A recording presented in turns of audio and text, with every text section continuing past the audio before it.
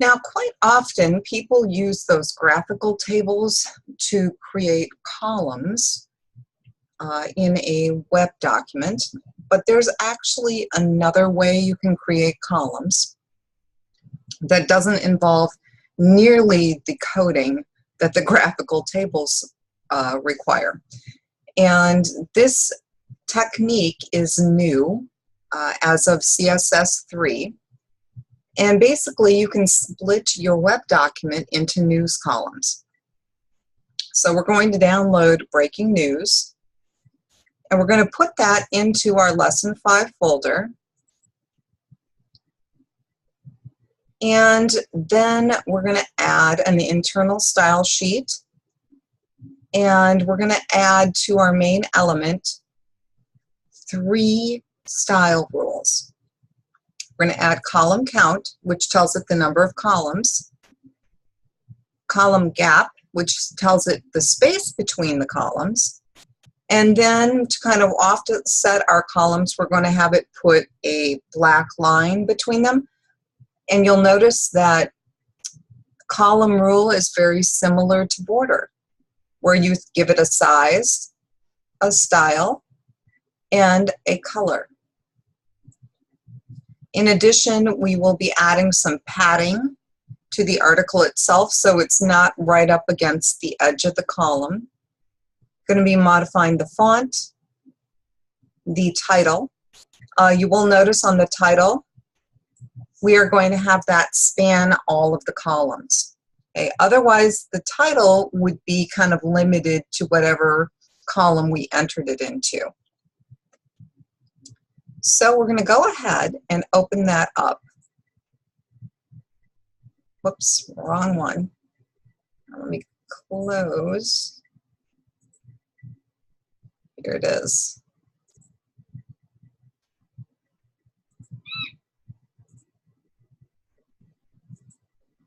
Try this again.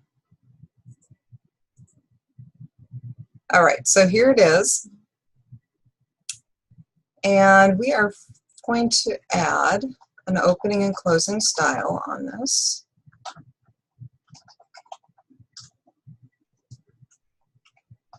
And then in between, we are going to add the styling that I just showed you.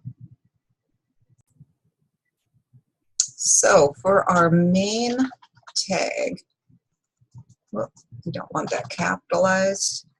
For the main tag, we have column count,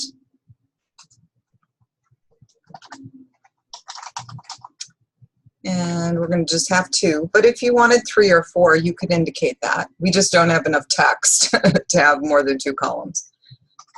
We've got column gap, space between the columns. And I'm putting 20 pixels, but you could do percentages, points, you know, however you want to measure that space.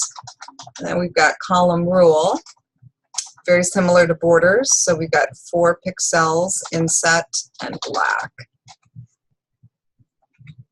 Okay, so just doing that, let's save.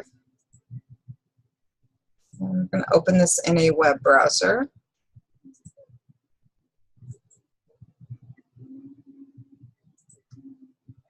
And of course, it opened in the other window, so let me pull this over. So you can kind of see how that did split it into columns. We are going to be modifying the font. We're also going to be specifying that we want this title to span both columns. And we're going to put a little space between the edge of these different columns and the line and the edge of the page. So let's go back in here. And we're going to add article. This is where we're going to put the padding. And we'll just add 3%. So that's going to put a little space around the text. So around the text that's in the article section here, okay, all of the text that's in here is going to have a little extra space around it. And then we're going to modify the font.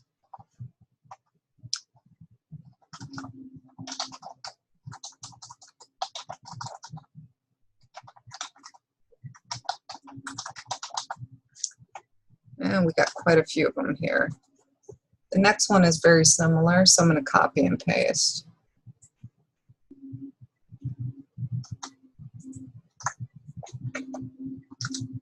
And then kind of make a little edit here. And we've got Lucida Grand.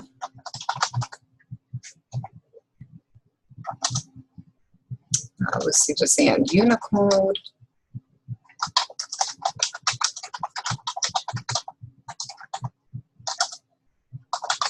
Got a couple of short ones here.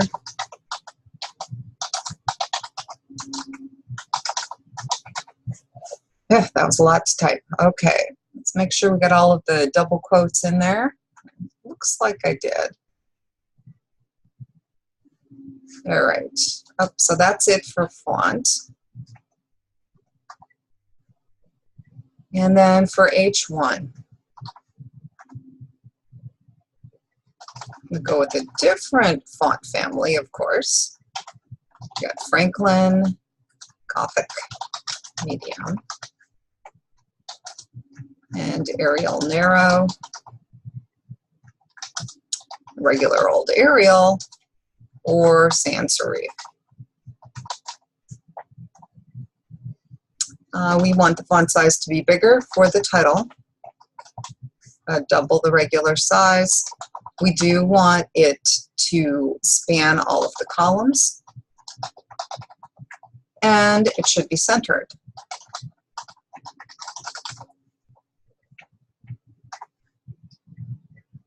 And I think that's it. Now let's save.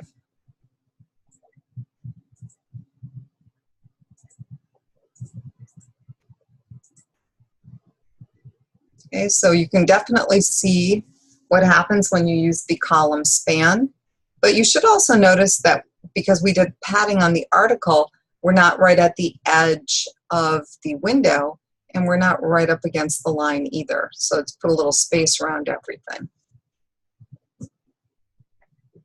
Okay, so at this point, if everything looks good, you can go ahead and close it and transfer your Lesson 5 folder.